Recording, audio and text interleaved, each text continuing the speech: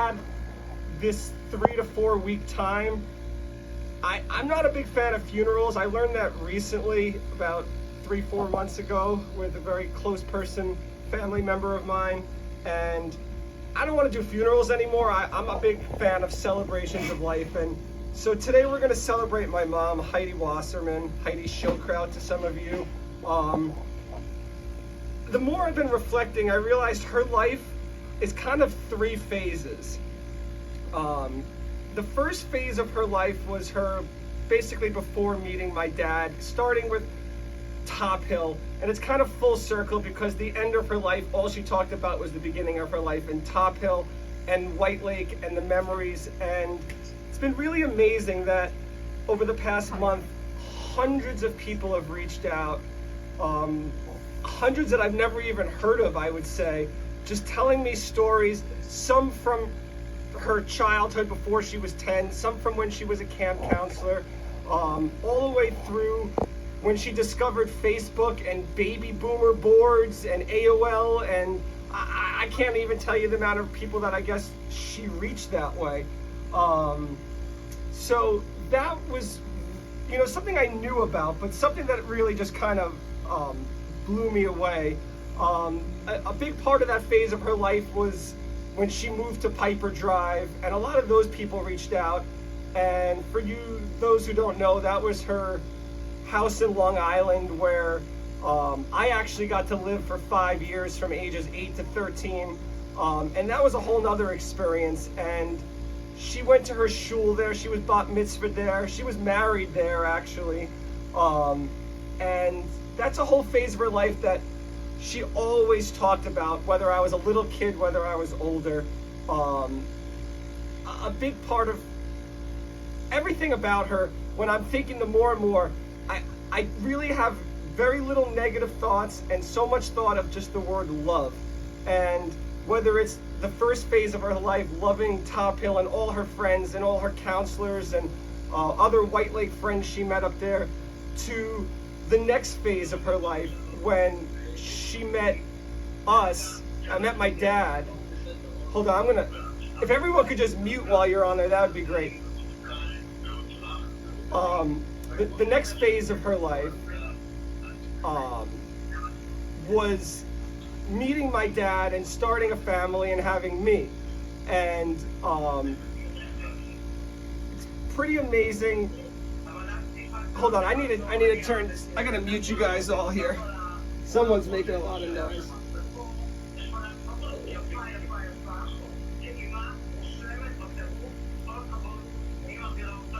I don't know who's not muted, but if you could all mute yourselves, that would be awesome. Thank you.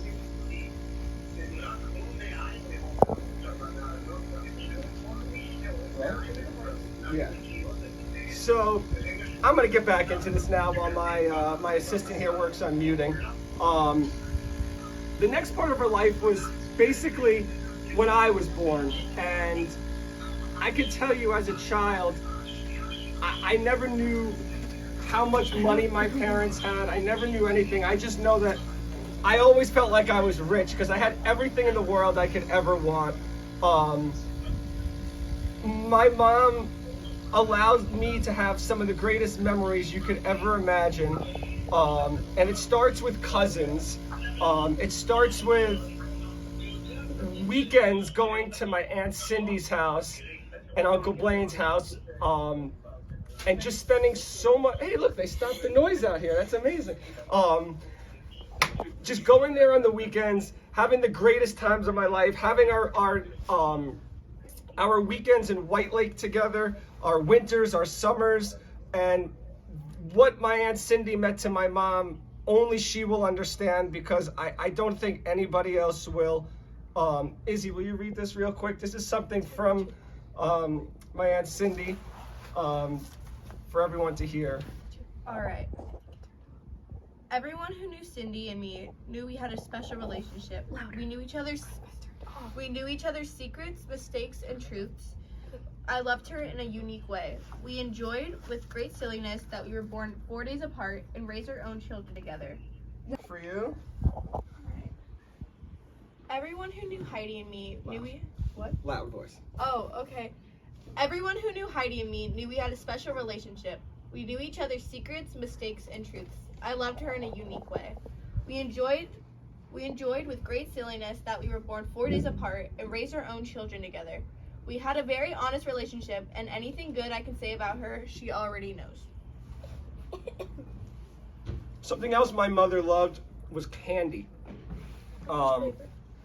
Yeah, she loved fruit slices around Passover, so we did some fruit slices for her today. My mom started a tradition at her temple that everyone, I guess, still does to this day. When they break fast for Yom Kippur, they eat Tootsie Rolls. I know these two girls hate Tootsie Rolls with a passion, but that's why we're not eating Tootsie Rolls today, in your honor. But family was so important to my mom. She knew the family tree 4 or 5 people back for every part of every family, including my dad's side of the family. Another family member that she talked about, as these girls can attest, quite often was her cousin Carrie in Florida. Always talking about Carrie, always wanting to go visit, wanting to see her, reminiscing about going out with cousin Stan on his boat. All this, the great memories that we had out there. But it didn't even go for just her family, because even my dad's side of the family, I growing up sometimes didn't know who was on which side of the family, because to my mom, once you were family, you were a cousin, you were an aunt, you were an uncle. And it was really amazing that just the love that she had, especially for like my cousins Gail and Jim, Anna and Phil, and all their kids, Jackie, Jason, Jennifer, Michelle. Even to the last couple days of her life, she was asking about them, asking about their children, and just wanting to see pictures. And they really just meant everything. One of her greatest things ever she's talked about was the girls getting to walk down the aisle at Jackie and Brian's wedding. And I mean, it's one of the greatest things I ever saw as well. But I know she was so proud of that moment. And cousin Gail wrote something too. Get your reading voice ready, clear your throat. Oh gosh. Get ready to go. This is from cousin Gail speaking about my mom. Hit it is. Heidi. I met Heidi at Top Hill Day Camp in White Lake, New York when we were both 12 years old. I was new to Top Hill, and Heidi took charge introducing me to everyone and making me feel welcome. That's the kind of person Heidi was. She always was compassionate, friendly, and willing to help. As we got to know each other, she confided in me that she had a crush on my cousin Michael and asked me to put in a good word for her. I certainly did, and the rest is history. Through the years, we were close with and spent many times together in White Lake and New York City. Ethan and my daughter Jackie were born a week apart, and they grew up to become best friends, or great friends.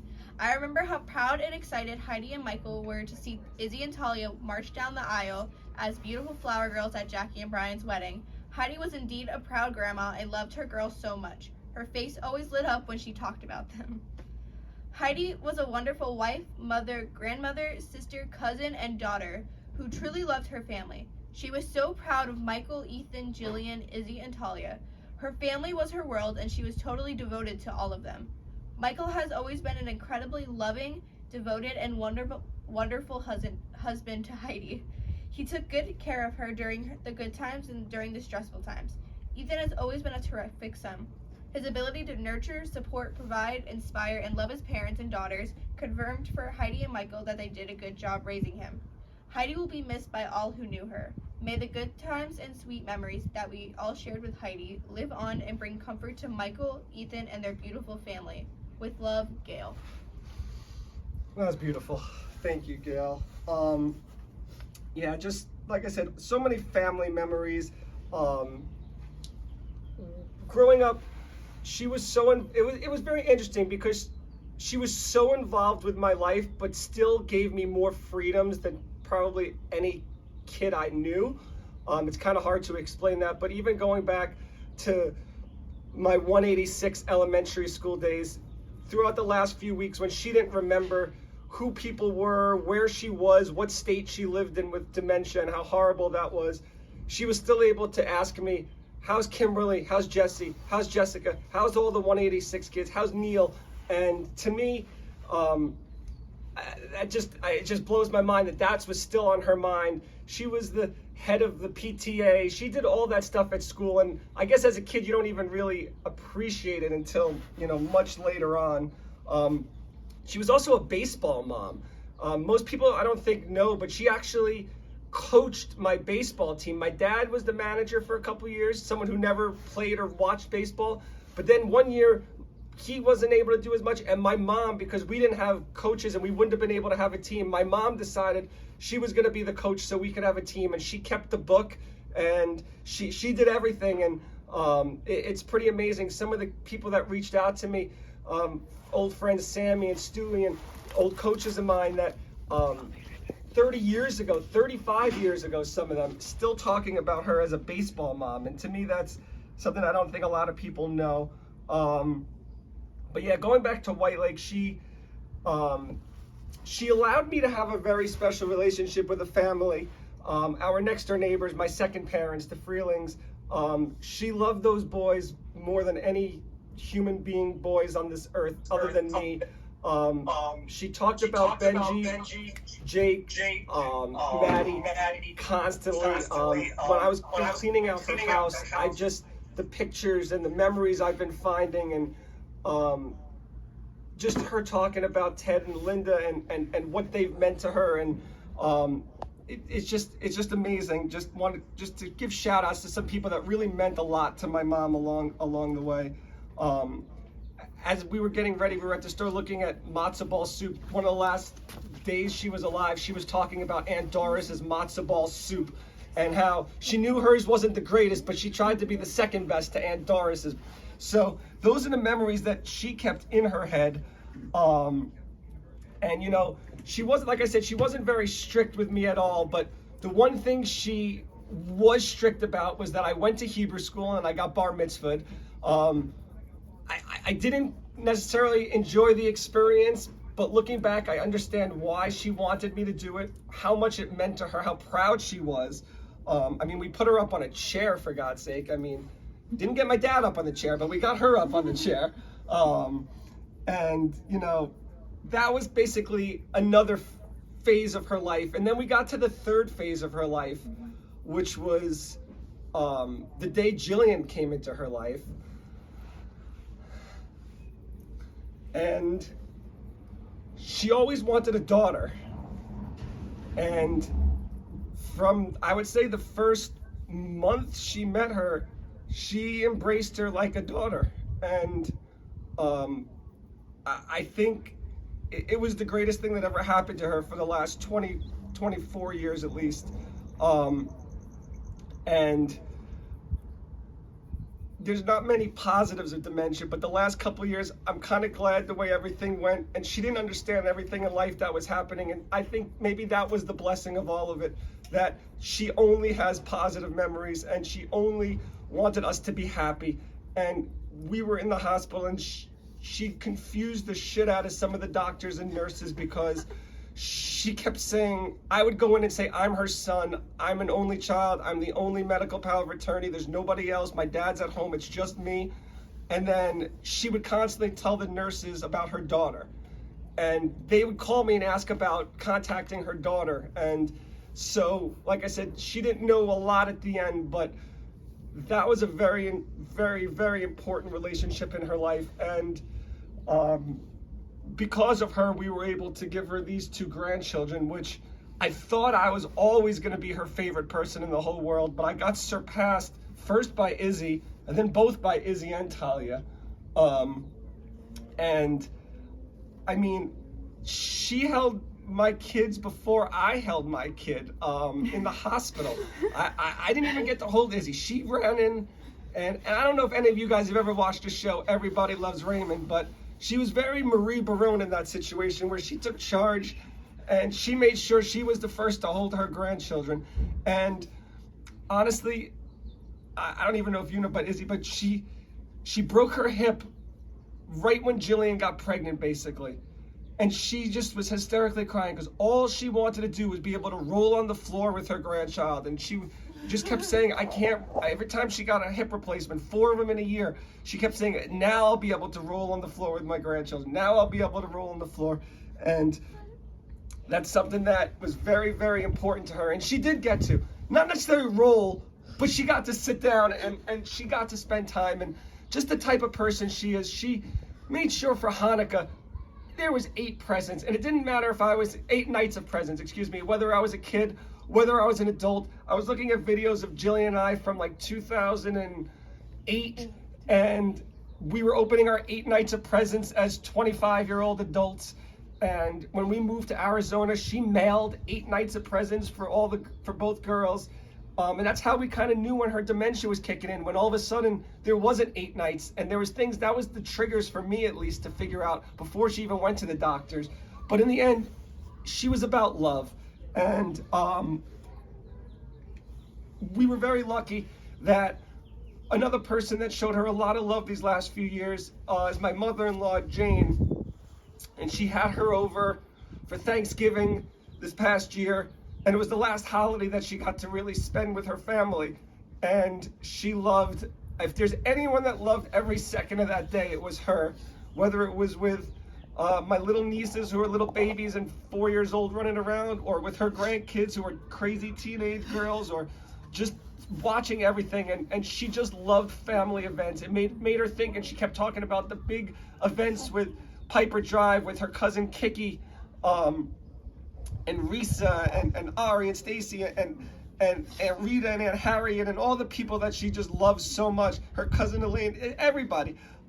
She just loved being around family, and that's what I'm gonna pass on, is making sure that my girls know how much they're loved, and make sure that they just pass on love to whoever they're gonna pass it on to in the future, because there wasn't a person that I brought home some weird people in my life, and my mom embraced them all. My dad, not always. But my mom gave everyone a chance, a second chance, a third chance. If there was ever a kid who needed a ride home from school, from camp, from anywhere, she would just say, "We have 3 more seats in the car. Who's coming in?" That's just what she did. And so as a parent now, I didn't notice all these things as a kid, but now as a parent, I'm realizing I'm doing them, and I'm trying to do them more and more.